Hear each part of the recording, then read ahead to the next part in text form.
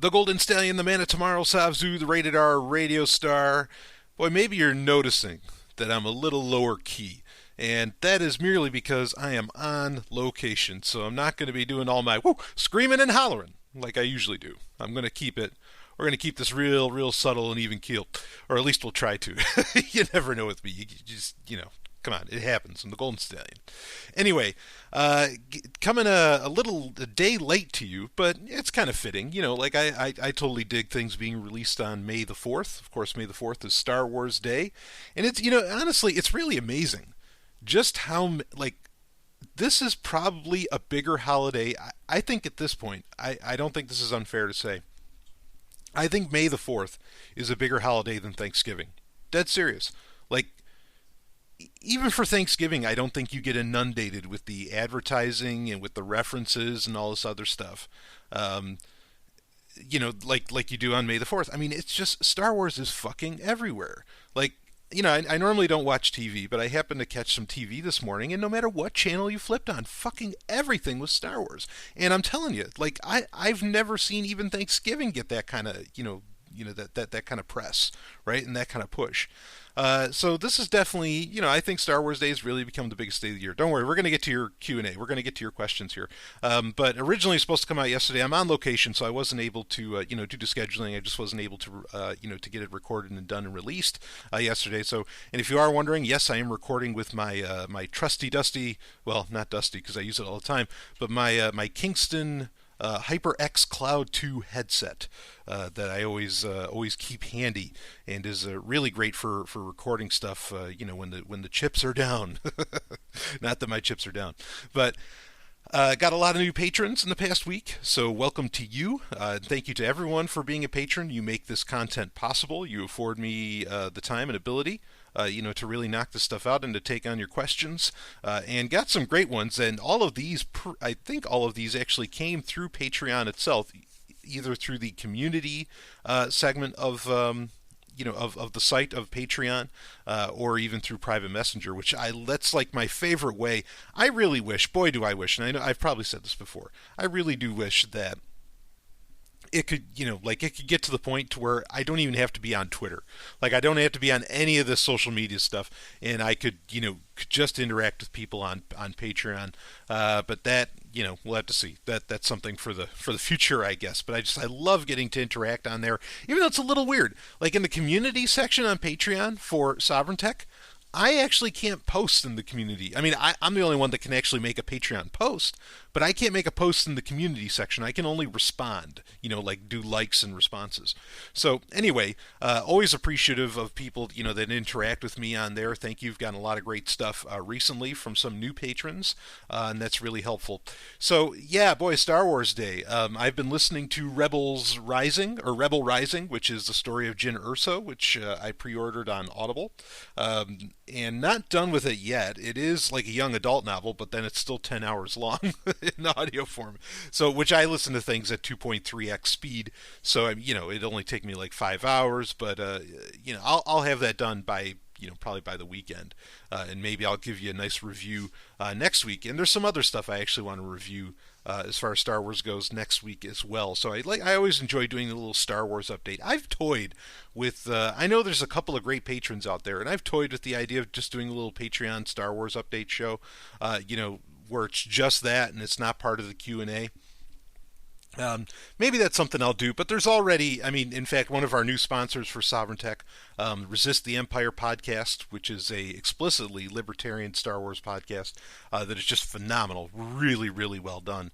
They're already, taking the ball and running with it, so I don't necessarily feel a need to do like a Star Wars show. But, maybe just a fun little update, shooting the shit with a couple of friends, couple of patrons, and kind of make that happen.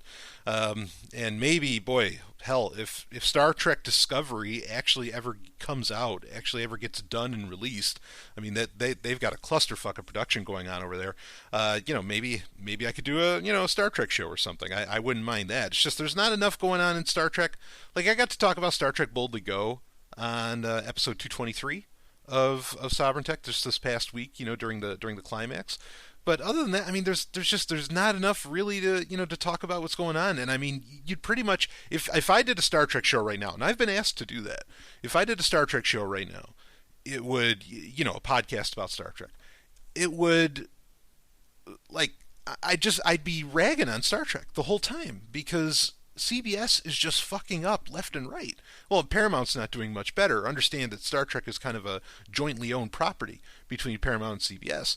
So anyway, I'm not going to spend any more time talking about that. I'm just saying that, like, yeah, I get tempted to do these sorts of things, through through Patreon, to where there's really great bonus content, and to get into more of the geeky stuff. I mean, I don't have any problem showing my geeky side on Sovereign Tech either, obviously, but to do something more direct, yeah, that'd be fun. So things I'm considering for the future. Anyway, a million projects that I'm working on. Hyperchronius 2 is going to come out, or I'm working on it right now. Going to be coming out this year.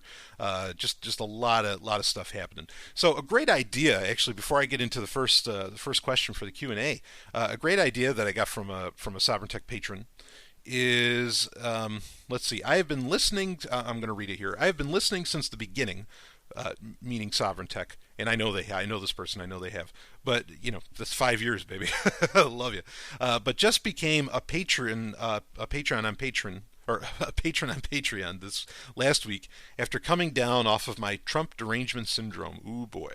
I know Brian has spoken about RetroShare for some time and was wondering if there is a RetroShare group for patrons, or if this is something that we could start. I would love to set up a NAS, which we did that.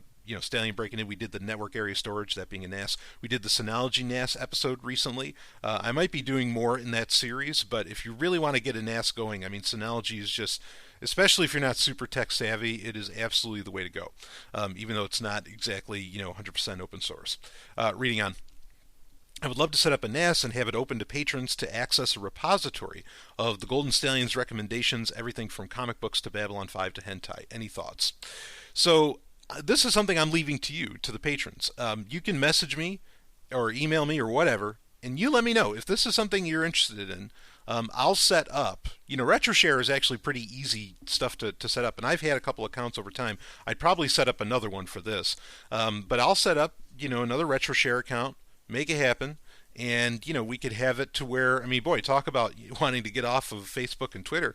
We'll do it all through RetroShare. I'll put a link in the show notes, in the appendix of the show notes for this episode, for RetroShare if you've never heard of it. It's probably something I could do an episode on how to set it up. But it's such a great, I mean, if you haven't, so I used to talk about RetroShare like years ago. I used to talk about it a lot. Nobody really jumped on board with it with me at the time, and that's fine. I get that. I'm not knocking anybody for not doing that. But RetroShare is literally like one of those pieces of software that could be an alternative internet in its entirety. In fact, you can run RetroShare just on a LAN. Like, you don't have to run it, over the internet itself. It can all be done locally.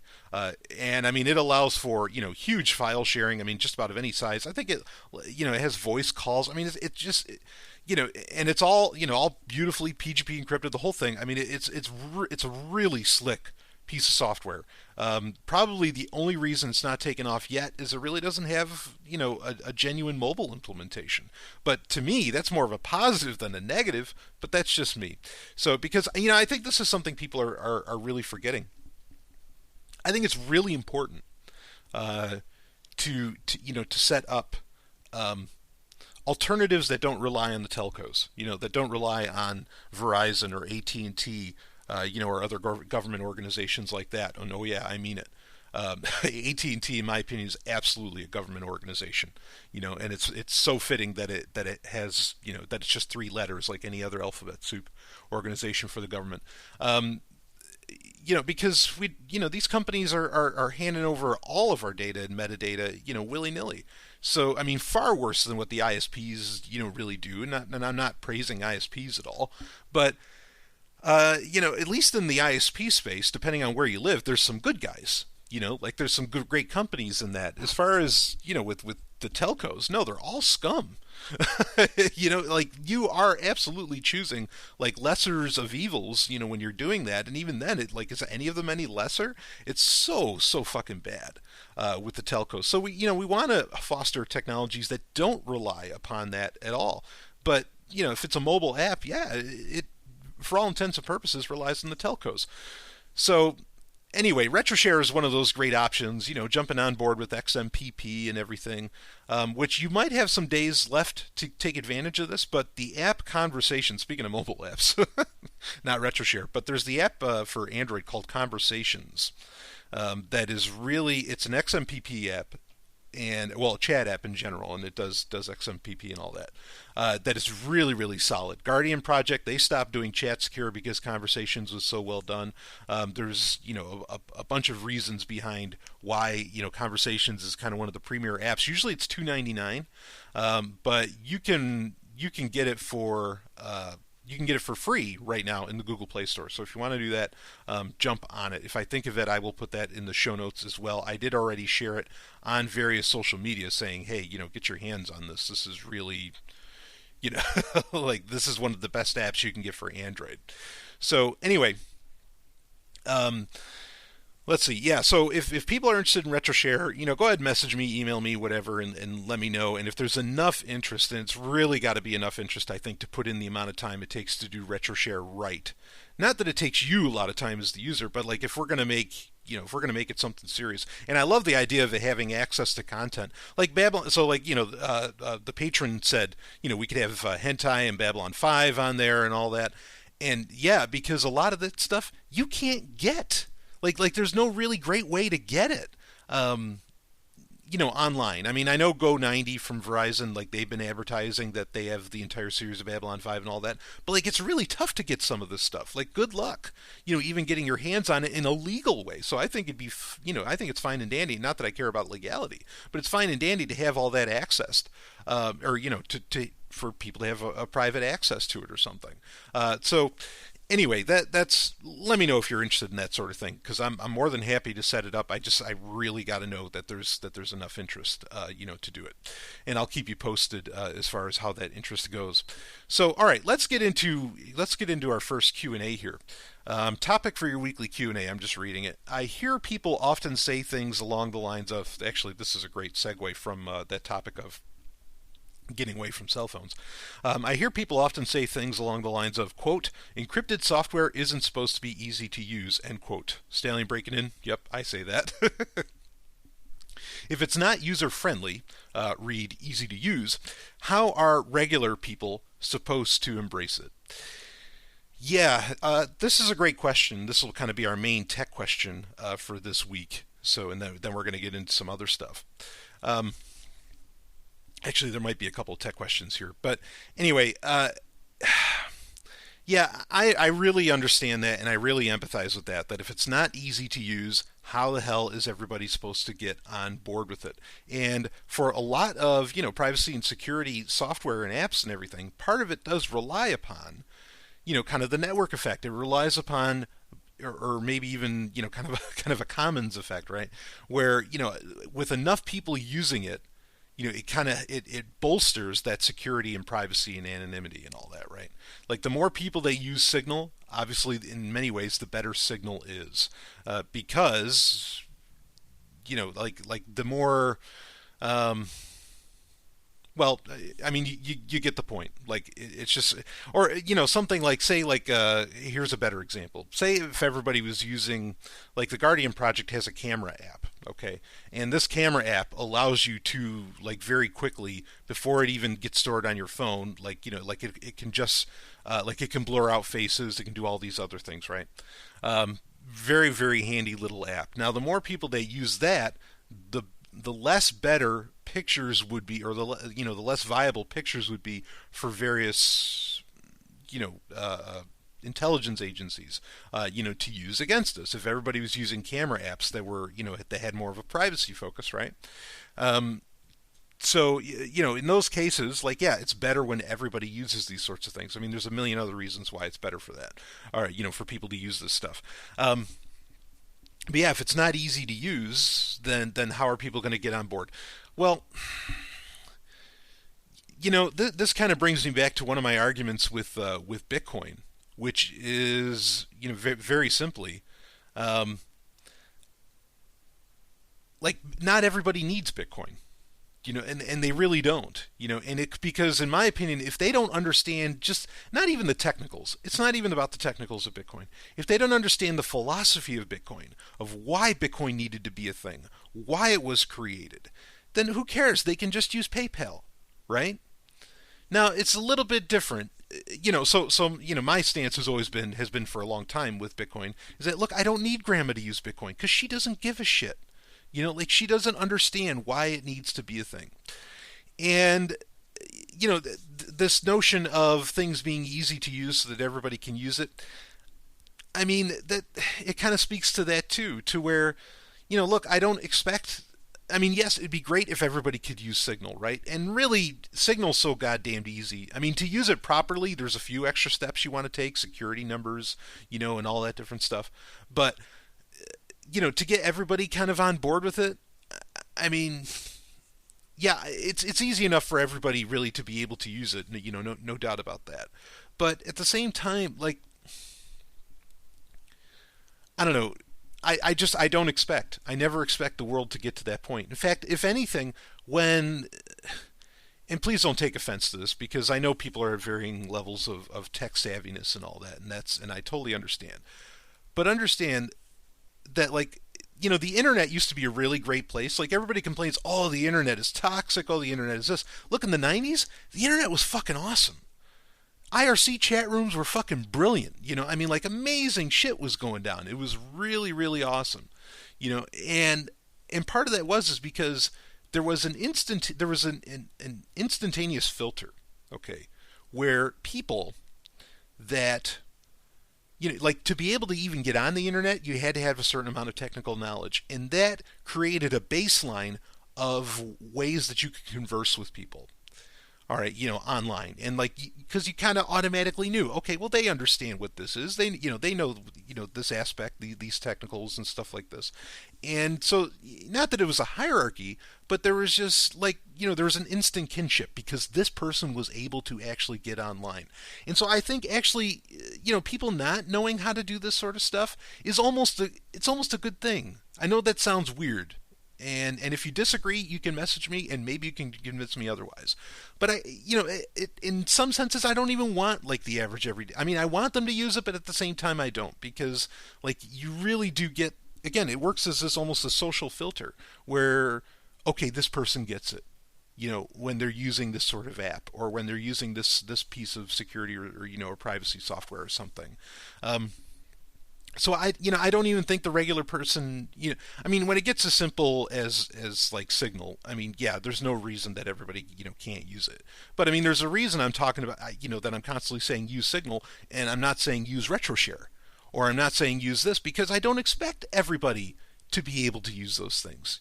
I save those kind of conversations for other venues, other avenues, other mediums, where I know people will get it, right? So I don't even have the expectation of everybody being able to use this stuff. And I mean, I think they need to, if they had it. But that's the thing, is they don't understand. They don't understand how important privacy is. They don't understand that it's a fundamental human liberty. They don't care. And so fuck them. Like, they don't have to use it, right? So, and I don't mean fuck them in a mean way. I really don't.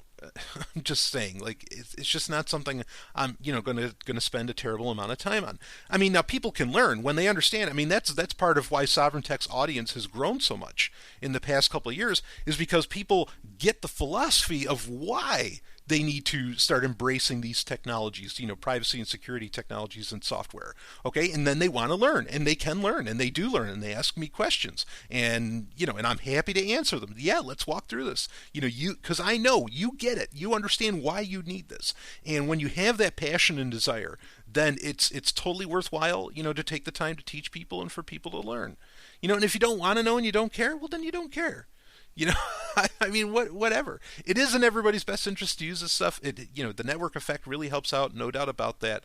And the simple implementations are really handy, and they're great for people to have.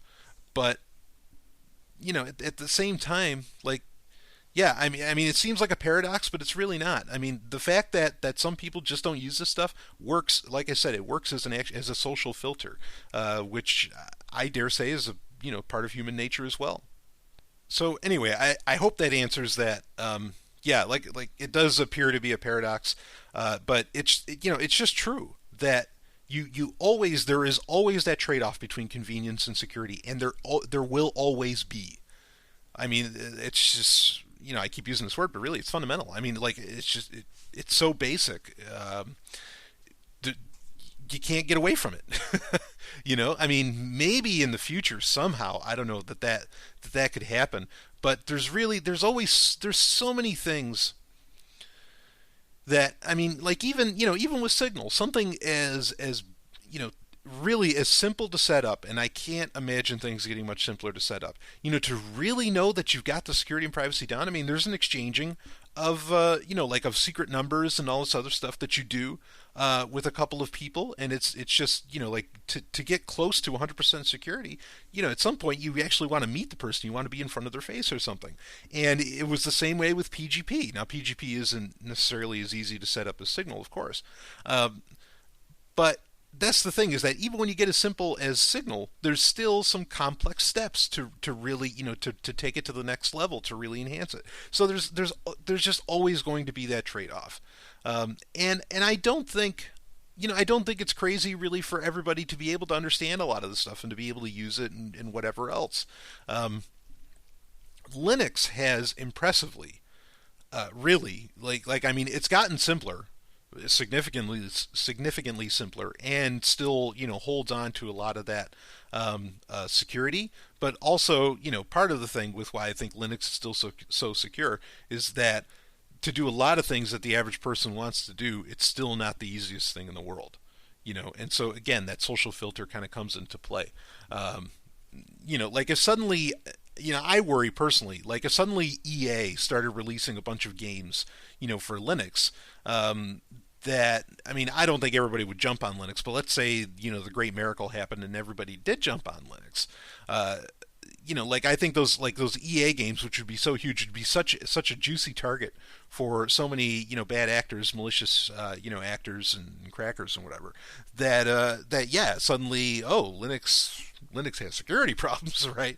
And I mean, yeah. So anyway, I think I've talked enough on that. And yeah, they're maybe they're not going to embrace it. I mean, you have to understand, if you're going to embrace something, really embrace it, take it all the way. You have to understand why you want to do it in the first place, and the average person just isn't.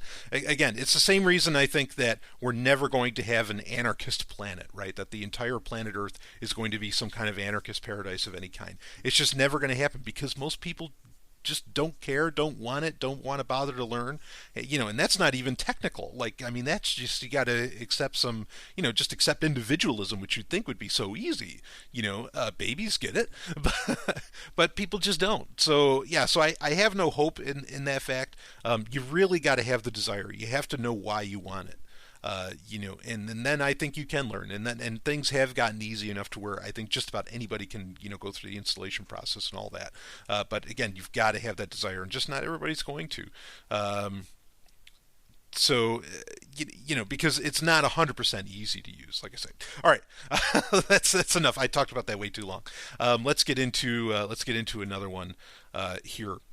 Let's see. I had a thought. Oh, here's another tech one. That's fine. I had a thought that, and it appears that it is the case that VPN can be configured at the router level. I was wondering if you thought whether this was a good idea or practice. My current router is running an older revision of DDWRT, so I think it is time for an update. Do you agree with Steve Gibson's recommendation of the Ubiquiti Edge Router X, or would you suggest something else? No, for the price, the Ubiquiti Edge Router is phenomenal. Just what do they run? $50-$60? Now, I think that's a great option because you can actually get a bunch of them, and if you wanted to, like, partition off, kind of your network, I mean, that's like a really viable option. I think that's really cool. So as far as the practice of just running the VPN through your entire router, that really depends on your lifestyle, whether or not that's worthwhile taking all of that time. And what I mean by that is, well, I guess with mobile phones maybe things are different. But what I mean by that is that, like, if you're a person that isn't home much, I don't think there's a point, to doing it. I mean, you could say, well, why not do it anyway? Yeah, you could do it anyway, and there's some degree of advantage to that, sure. Um, but yeah, I mean, it can be depending on your level, of technical knowledge. It can be kind of a complex thing to set up. But I'm going to guess if you're running DDWRT that you're a pretty technical fellow. So yeah, I think and if you're home a lot, yeah, go ahead and do that. You are going to lose, and part of the reason, another thing to consider is that when you do set up the VPN, you really may lose like speed. Like you might lose. Some people really love their home network to just have that raw power, and when you're running a VPN just on your computer instead of the VPN being your entire network, your entire router, you get to choose when you have that loss of speed. As to where when you're setting it up on the router, it's not as one click to kind of turn off the VPN on the router, as you'd like. So I get the advantages, especially since like also that would effectively, route like say if you have a smart TV or if you have Internet of Things devices, which I hope you don't, but if you do, it would put all of that through VPN. And this is something like this is going to be eventually. I think it's going to become impractical to run a VPN for the average. For a lot of people, it's going to become impractical because if you run a VPN through your router, like say you have the Amazon Echo or if you have one of these virtual assistants or something, it's going to get nonsense answers. Like it's not going to give you relevant information anymore. So that's partly why I like to really have the more of the on and off option on my devices, on my laptop or on my mobile phone or something, as compared to doing it network wide. Um, but, I mean, it's a worthwhile thing to do. I mean, frankly, I think the thing that's actually more interesting to do, but comes with a degree of risk because there's been varying points where the government considers this a problem. But actually, routing, like having your router route through Tor entirely, I think is a far more interesting prospect, to do than it is to just have it run through VPN. And there's been various devices that allows your, or you can do both. You can certainly do both, VPN and Tor. But if I was going to go all the way, in fact, really, actually, if I was going to go all the way to set up my router to be, to be, an entire network VPN, I would probably go through the process of setting up Tor as well. Just go all the way. If you want to go balls to the wall, I mean, yeah, it's going to slow you down, but depending on where you're connecting the VPN, I don't know that it'd slow you down, by that much more. So, just a personal opinion, personal take on, on that. But yeah, and definitely the Ubiquiti Edge router. I mean, that is such a slick little piece of hardware. Again, especially for the price. So okay, yeah, I hope that answered that for you. And if you travel a lot, like really, there's 0 point in my opinion in doing that. You might as well just take advantage of having the nice speed when you get home, and then just be protecting yourself with your client-side VPN. I mean, yeah, you can do both, sure, but have the advantage of your your the VPN on your computer, on your laptop, or whatever, as you go around. So it kind of depends on lifestyle, and also depends on how much speed you need, for your home network. That can be pretty crucial for some people. So okay, let's move on to let's see if we can get maybe we can get in one more here. We did the encrypted. Yeah, okay. Well, this is good because we got to do our album pick of the week too. I want to make sure we get that in. Boy, if you didn't jump on MK's choice last week, of course I had the lovely and hyper intelligent Dr. Stephanie Murphy and just the inimitable and absolutely amazing and wonderful MK Lords on. She recommended was Andrew Jackson Jihad. I've been listening to it all week. I love that shit. That was phenomenal. So if you didn't check out AJJ, that was really really something. But we'll get into an album pick this week as well. Anyway, all right, let's read this here. It's too late for this week's Q&A. This was posted last week on Patreon. But I'd like to hear a review of the Chuck Taylor version 2s you posted about a few weeks back. Now, for those that don't know, Chuck Taylors are a type of Converse shoes. Converse, the company, very popular with basketball players, weightlifters, all kinds of people, use, Chuck Taylor's, pretty, they're all stars. Converse all stars, one of the most popular shoes ever made. Chuck Taylors, are kind of a specific design, and they recently came out with a version 2 of it. They're called Chuck Taylor 2s, with the Roman numerals. And I recently, or a couple months back, I got a pair. Anyway, well, let me read a little bit more here. I like the slightly tweaked design, and every review I've read says they're more comfortable than the originals, but that's because of added cushioning. The thing I like about Chucks is the lack of cushioning. I like feeling the ground beneath my feet. What do you think? A worthy purchase? So yeah, Chuck Taylors run anywhere from $50 to $100, something like that, maybe $40 to $100, depending on what day and where you get them. Yeah, I mean, Chuck Taylors, not just the version 2, but, the original Chuck Taylors, I mean, these are the, kind of the Meneghenis of nerd culture. I mean, for a lot of cultures, they're a big deal. But, like, for nerds and punks and all that, like, I mean, these are effectively dress shoes. Now, of course, the pair I got are triple black. Like, there's not even the soles of the rubber on them are white. It's all black. And that's one of the nice things that you can get Chuck Taylors in. There's some neon green on the inside, on the insole, but, whatever, usually don't see that, of course. And again, Chuck Taylors. I mean, this is just, and they can work. That, like, some people call them their fancy Chucks, where they're all black, and that way, and they look good with a suit. Even, I mean, it's such a Chuck Taylors are one of the most versatile shoes ever made. I mean, just ever designed. They seemingly can really do anything. And like I said, I mean, they're super popular with weightlifters. That was one of the first areas where I saw them in heavy use. Partly because of that good flat-footedness that gives you a good grounding. Now, I'm not saying they're a great fitness shoe. They're not a great fitness shoe at all. But they're great if you're, like I said, if you're a weightlifter. Okay, and you're not doing like a bunch of wild tasks. If you're just flat on the plates, it's phenomenal for that. Anyway, so yeah, so these have extra cushioning. I think there might be a few other. Like, I noticed they're a little wider, which is nice because Chucks historically are a very slim shoe. These are a little bit wider, which is good for me because I have wider feet. I wear a size 12, so. Yeah, I like them. Overall, I very much like them. They are more comfortable than my original Chuck Taylors by a long shot. They're significantly more comfortable. As far as the concern, now I do have a negative thing, or I do have a couple points to make about it. As far as the concern over you like the lack of cushioning, you like feeling the ground beneath your feet. I agree with that sentiment. That's the reason I wear Vibram 5 fingers often. Because I like that feeling. In fact, I just went for a hike the other day, and I wore my 5 fingers, and boy, I mean, it's like a massage on your feet. Even when you're walking on a bunch of rocks and pebbles and everything, it just feels so good. So, like, to me, if you want, like, I never embraced Chuck Taylors because I got to be so well grounded, right? Feel the ground beneath my feet. I appreciate that aspect. So if that's something important to you, maybe you don't want the Chuck Taylor 2s because you definitely, I don't feel like you feel the ground.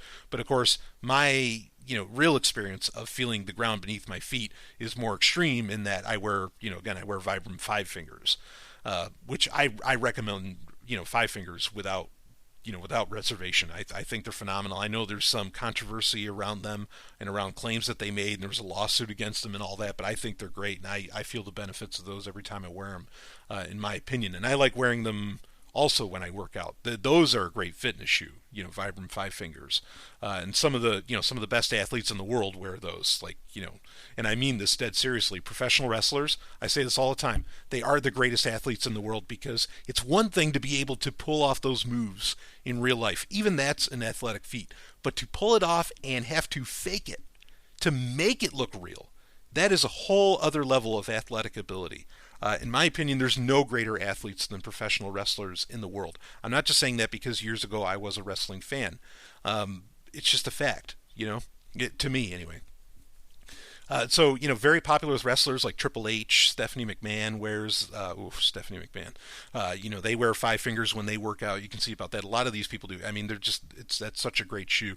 And especially if you want to, feel grounded to the earth. Of course, the problem with five fingers, right? If you don't wear like those Injinji toe socks with them, they're going to end up smelling pretty fast. Like I keep like a pair of mine in like their own little bag, like zippered, closed off bags so that nobody has to smell them. But anyway, Chuck twos, obviously that's not really an issue, and they sit very nicely if you wear them barefoot as well.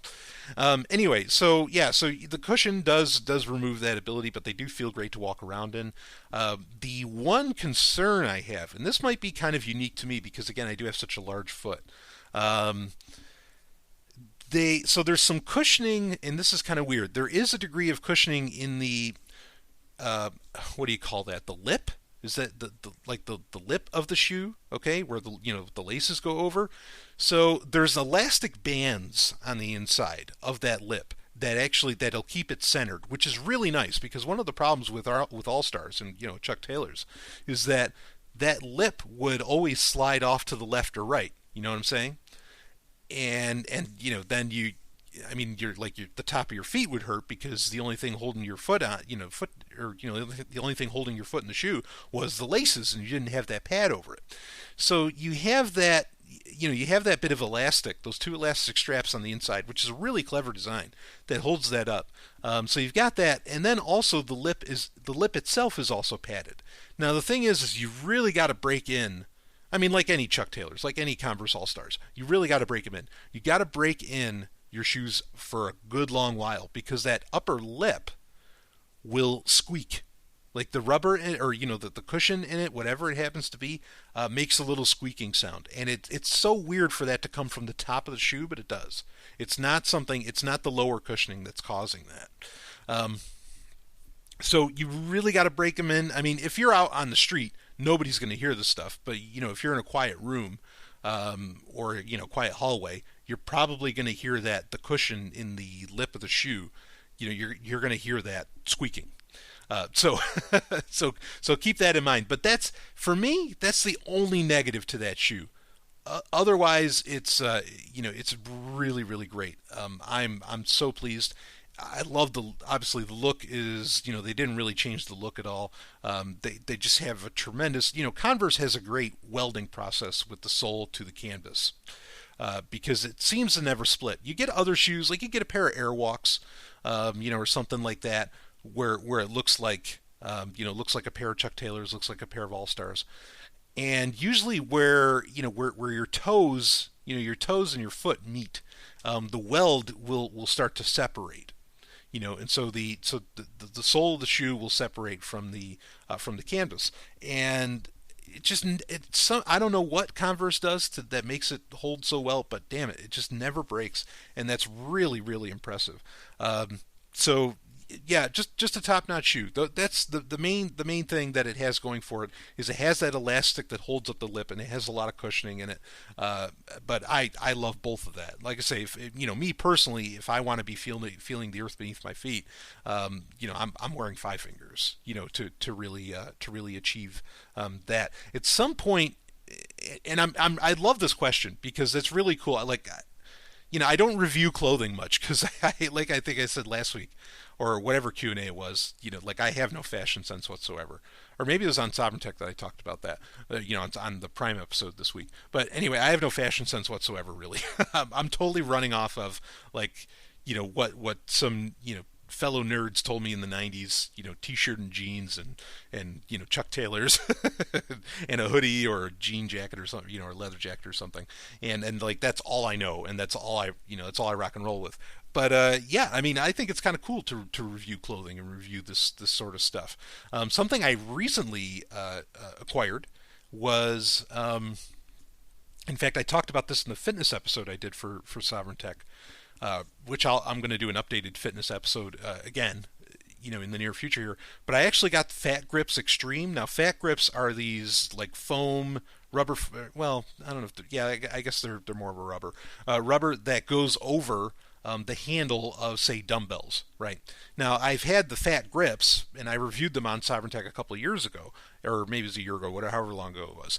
I had those, and like, I talked about them in that fitness episode. I recently got the extreme models, and after a couple months, I will do a review of what I think of those. But right now, I got to say, they're really hard to hold. So, anyway, I'll say that for another time. But I like talking about that stuff. You don't get a lot of good, honest product reviews that aren't paid for, and I don't get paid for to review products, or I don't get paid to review products. So yeah, I thought this was a cool question to actually talk about the Chuck 2s. So yeah, I like them. I like them a lot. I don't really see any disadvantage other than that odd squeak from the upper lip that does eventually break in, and you don't hear it anymore, but it takes time, for it to get to that point. So okay, let's for our last bit here. Let's get into let's do our album of the week. I think that'd be good now. So the album of the week is one that I've teased in the past and mentioned in the past, but I want to bring it up here. And it's probably going to be more like two or three albums, but whatever. So this is a band, one of my favorite bands of all time. Obviously, I have a lot of favorite bands, but one of my favorite bands of all time, which, I mean, none of them are Kiss, Kiss is my number one, but everything else under it is just a favorite, would be Danger Danger. These are guys, they started off back in '89. Ted Poley fronted them, who has just this amazing, amazing pitch of a voice, And their first album is a self-titled album that came out in 1989. Again, it's self-titled, so it's Danger Danger. This is a really classy 1980s, metal hard rock act. Definitely coming out towards the end of it, like when Skid Row and Winger and a lot of these other guys, started to really come into prominence. Danger Danger never seemed to take off as much. Like So the main song off of their first album in '89 is Naughty Naughty. That song was kind of a hit, but nothing else really charted very well. And their second album, which is really the album of the week in my opinion, the second album, called Screw It with an exclamation point at the end, is so good. It's one of the greatest albums there. I've played songs off of it on Sovereign Tech Prime. Like, I've opened up the show with it. That's how much I love this album. And they came out in '91. To understand, like on Billboard, Danger Danger, the original one from '89, charted at number 88.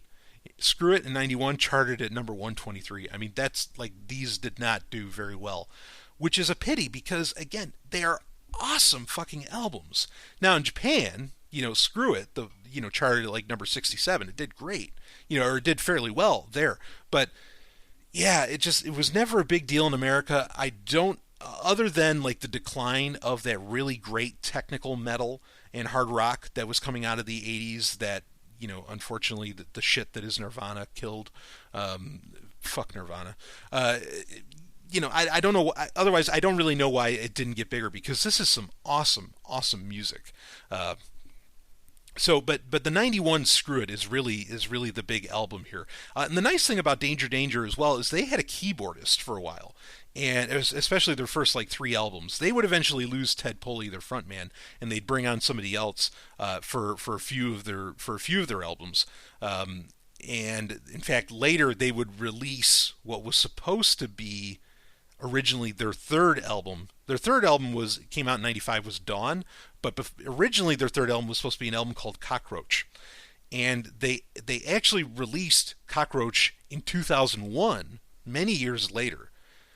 And they had it became a double disc where they released one disc with Ted Poley doing the vocals, which actually Ted Poley like kind of went back and forth as far as joining them and then coming back and whatever. But then they had the lead vocals with their singer at the time, Paul Lane, who took over for Ted Poley, which Paul Lane was fine. I actually saw them live with Paul Lane, and he was fantastic.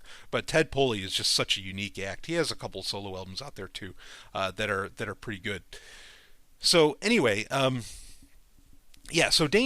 Screw It, the album Screw It. I mean, from the very first track, you get leveled, and it's so cool that they have a keyboardist in it, and it really works. And I always think that adds a level of class to any kind of hard rock or heavy metal.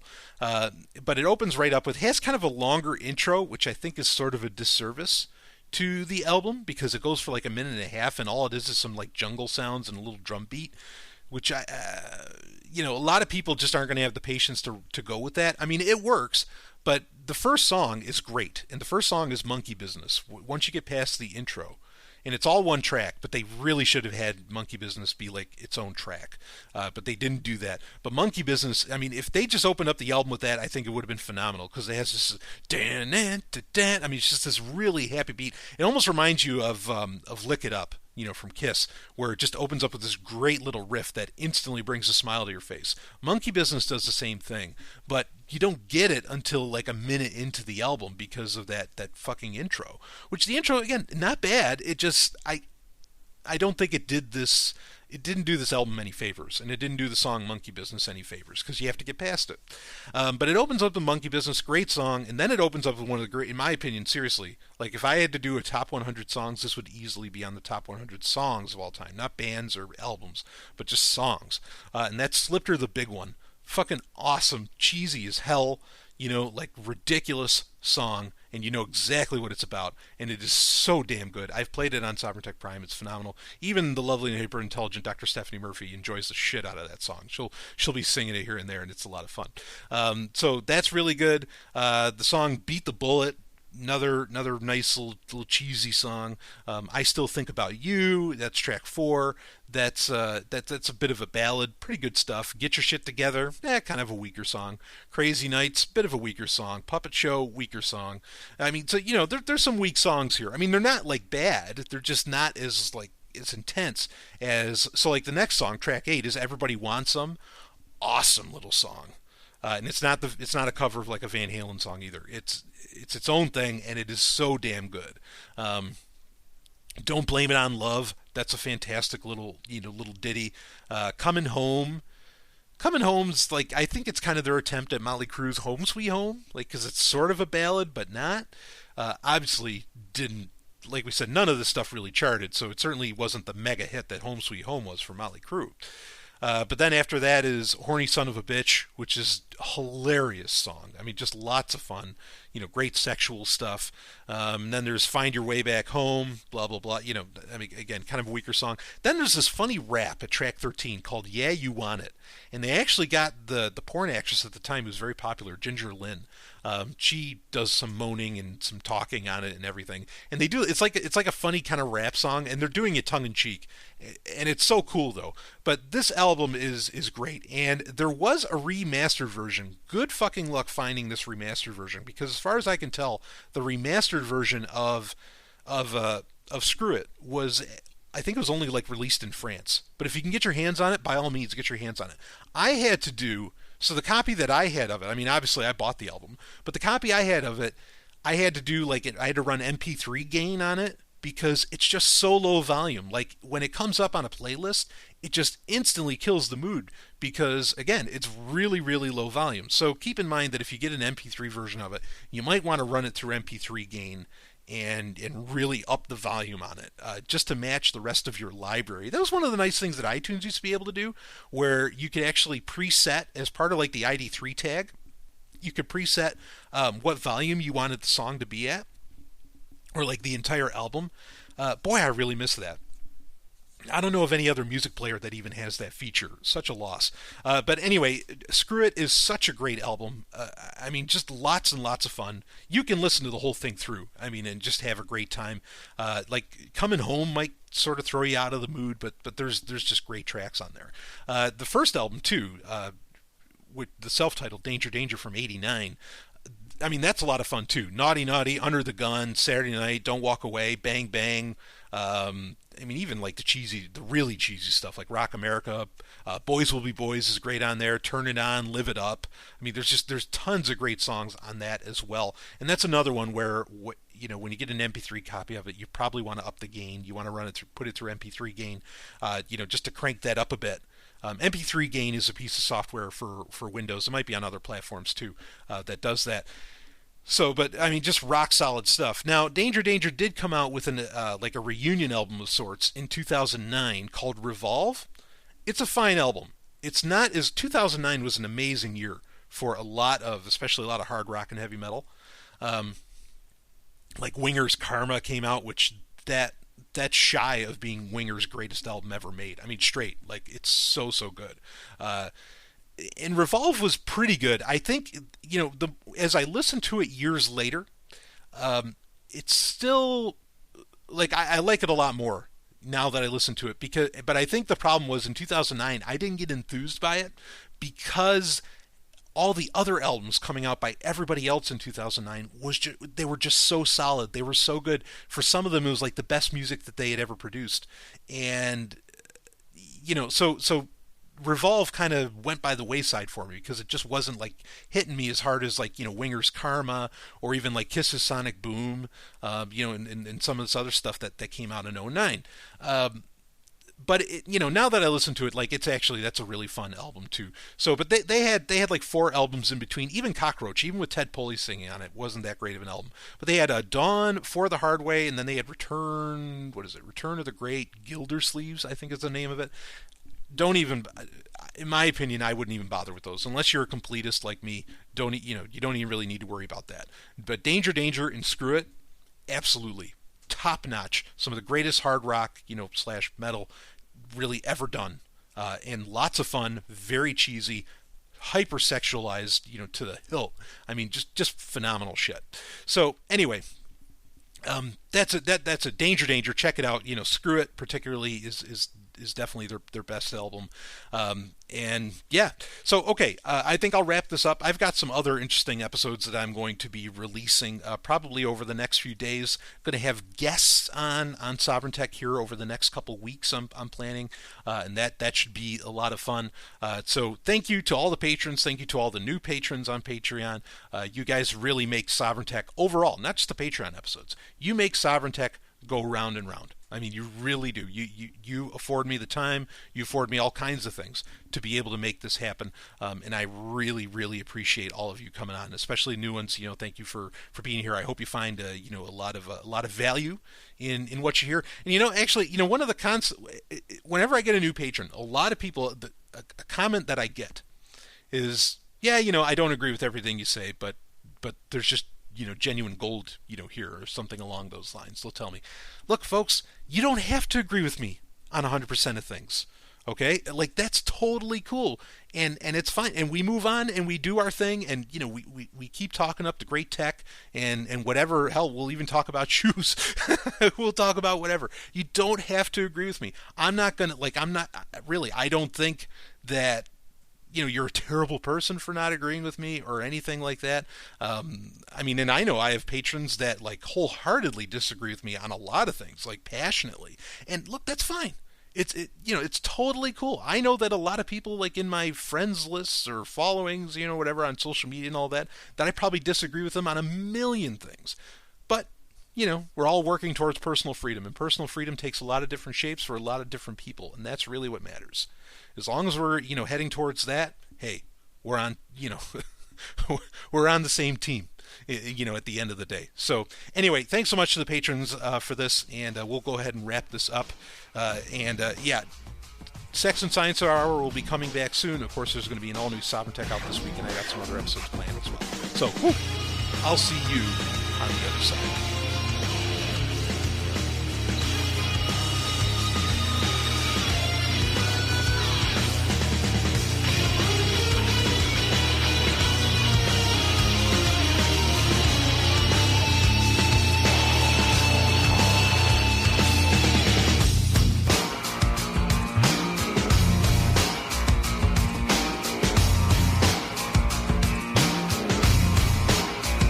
You just experienced Sovereign Tech. Go to sovereigntech.com, that's SOVRYN tech.com, and connect with us there. Find links from today's show and catch our podcast feed. Sovereign Tech is copy heart. Copying art is an act of love, and love is not subject to law. So please share the show however you like. Welcome to the evolution.